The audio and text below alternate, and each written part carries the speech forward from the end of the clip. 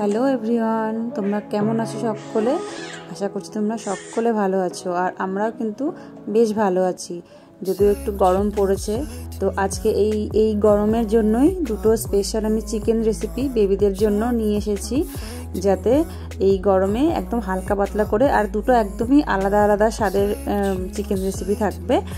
তো দেখো, তোমাদের সাথে গল্প করতে করতে আমার সবজিটা কাটাও হয়ে গেল। তো সেরকম বেশি কিছু লাগছে না, আদা, রসুন, পেঁয়াজ, আর্ধেকটা মতো পেঁয়াজ আর আর্ধেকটা মতন টমেটো আমি কুচি করে নিয়েছি। এখানে আমি আদা আর রসুন যে ছোট ছোট টুকরোগুলো নিয়েছিলাম ওগুলো আমি গ্রেট করে নিলাম। আর এই যে চিকেন নিয়েছি, এখানে কিন্তু হাড়ের পিসই বেশি আছে, কারণ হাড়ের পিসের মাংসগুলো খুব নরম হয়, বাচ্চাদের খেতেও সুবিধা হয়। আর আমি দিয়েছি এক টুকরো মেটে। আর প্রত্যেকদিন যদি তোমরা আলাদা আলাদা রকমের বেবিদের জন্য চিকেন, মানে যে কোনো কিছুই একটা জিনিস যদি প্রত্যেকদিন আলাদা আলাদা করে দাও না, তাহলে ওদের কিন্তু মুখের রুচিটাও পাল্টাবে আর খাওয়ার প্রতি আগ্রহটাও অনেকটাই বাড়বে। তো চলো রেসিপিটা আজকে শুরু করছি। প্রথমে আমি প্রেসার কুকারের মধ্যে 1 চামচ ঘি দিয়ে দিচ্ছি।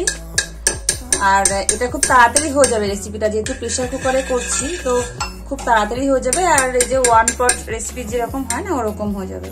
তো আর এবারে ঘি গরম তো হয়ে গেছে, কারণ কড়াই আমার প্রেসার কুকার আগেই আমার গরম ছিল।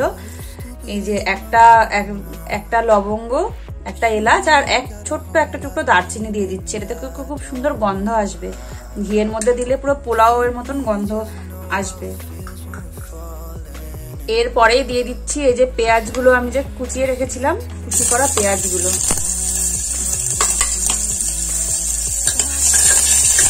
এটা খুব কম উপকরণেই হয়ে যায়।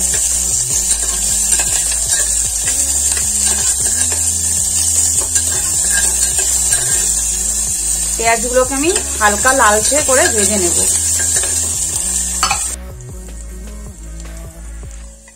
এরপরে দিয়ে দিচ্ছি আদা আর রসুন কুচিটা।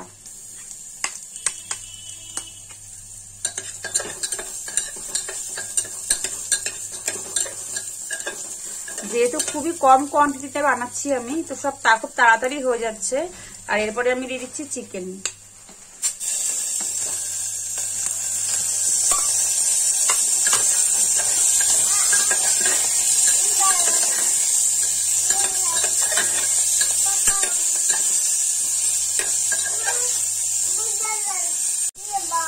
দেখো চিকেনটা হালকা লালচে হয়ে গেছে। এই সময় আমি দিয়ে দিচ্ছি এই যে টমেটো কুচি করে রেখেছিলাম, যে টমেটো গুলো দিয়ে দেবো। আর টমেটো যেহেতু দিয়ে দিয়েছি, এবারে দিয়ে দেবো লবণ। যতটা পরিমাণ লবণ আমার লাগবে এখানে আমি একবারে দিয়ে দিচ্ছি।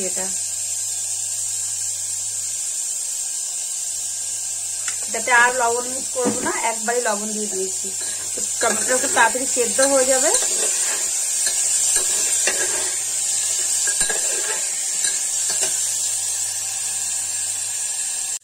টমেটোটা ততক্ষণে গলছে। আর এই যে আমি গোবিন্দভোগ চালটা ভালো করে ধুয়ে নিয়েছি। তোমরা চাইলে নর্মাল চাল দিয়েও করতে পারো, তবে গোবিন্দভোগ চালটা দিলে একটা পোলাওয়ের মতন গন্ধ আসবে, তো একটু আলাদা রকম খেতে লাগবে, তার জন্য আমি আগে গোবিন্দভোগ চাল দিয়েছি।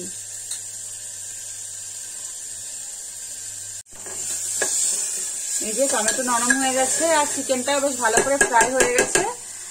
আর এই সময় আমি এই যে গোবিন্দভোগ চালটা যে ধুয়ে রেখেছিলাম, এটা আমি দিয়ে দিচ্ছি।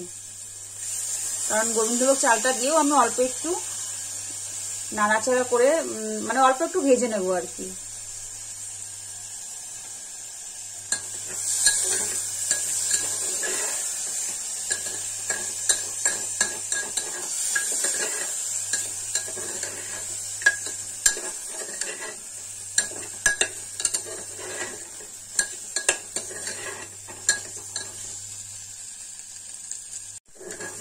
চাল আর চিকেনটা দিয়ে খুব সুন্দর মানে ভাজা হয়ে গেছে, আর খুব সুন্দর একটা গন্ধ কিন্তু বেরিয়েছে এবারে। তো এই সময় আমি এটাতে জল অ্যাড করে দিচ্ছি। নর্মাল পোলাওতে যতটা জল দেয় তার থেকে আমি একটু বেশি জল দেবো, তার কারণ যেহেতু ছোট বেবি খাবে, তো আমার একটু জল রাখতে হবে। আমি এখানে এই যে 1 গ্লাসের থেকে একটু কম জল ইউজ করছি। আর চাল দিয়েছি আমি 4 চামচ। যখন আমরা বড়দের ক্ষেত্রে পোলাও বানাই তখন যতটা চাল তার ডবল জল দিই। আর প্রেসার কুকারে তার থেকে একটু কম দিই, কিন্তু আমি এখানে একটু জল বেশি দিচ্ছি, তার কারণ যেহেতু ছোট বাচ্চা খাবে আর চিকেনটা খুব ভালো করে সেদ্ধ আমি কিন্তু আগে করে নিইনি, তো সেই জন্য একটু জল বেশি দিয়েছি, তাহলে একটু মাখা মাখা হলে ওর খেতে সুবিধা হবে। তো এবারে প্রেসার কুকারে আমি ঢাকনা আটকিয়ে আমি সিটি দেবো 6টা থেকে 7টা।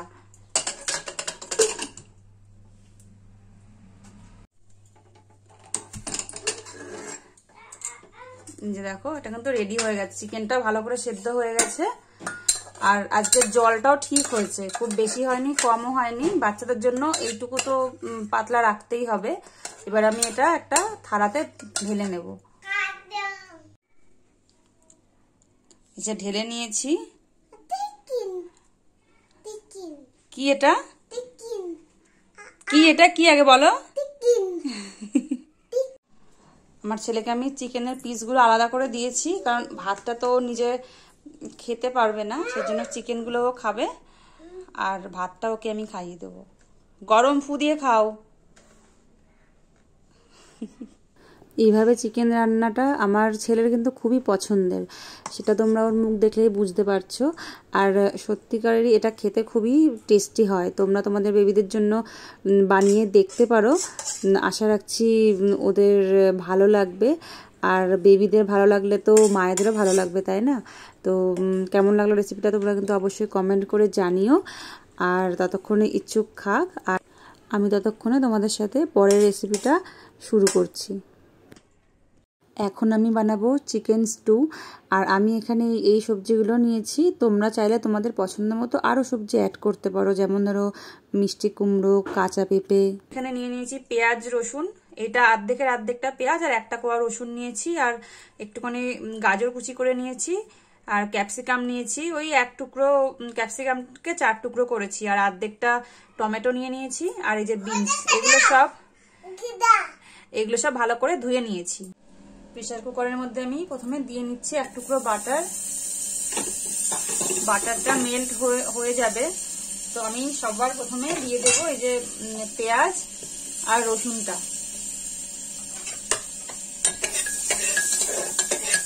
এরপরে আমি যে সবজিগুলো কেটে রেখেছিলাম ওগুলো আমি দিয়ে দিচ্ছি।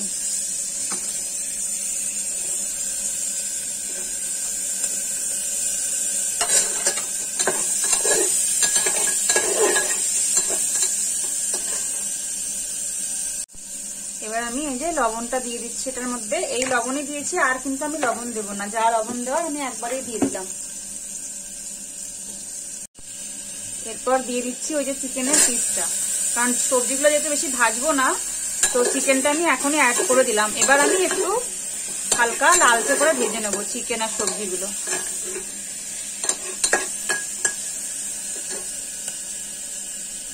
এবার আমি এটার মধ্যে জল অ্যাড করে দেবো, এখানে আমি 1 গ্লাস মতন জল ইউজ করছি।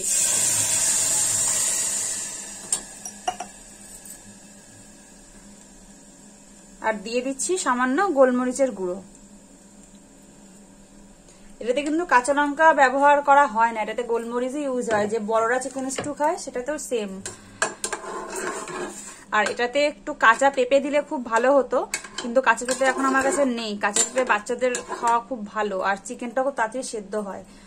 তোমাদের কাছে কাঁচা পেঁপে থাকলে তোমরা ইউজ করতে পারো। এবার আমি এটার লিডটা লাগিয়ে সিটি দেব এখানে 6টা থেকে 7টা।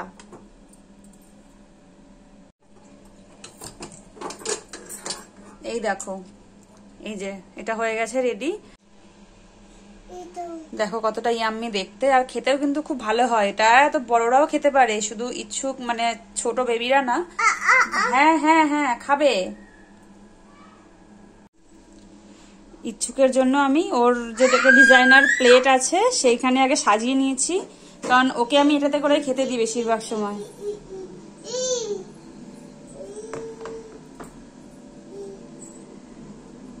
আর বাকি আর একটা যে প্লেট আছে ওই প্লেটটাতে আমি ওকে খাইয়ে দেবো, যতটা ও নিজে পারবে খাবে।